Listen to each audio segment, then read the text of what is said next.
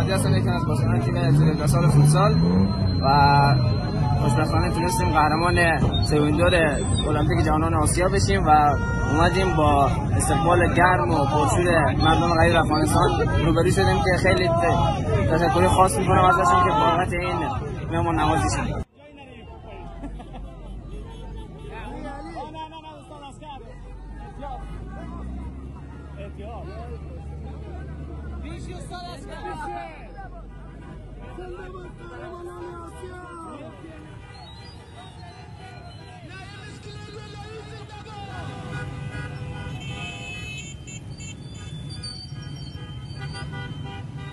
تشکر میکنم از مردم عزیز که قدم رنجه آمدن و خیلی خوشحال هستم که یک خوشحالی برای ملت دادیم.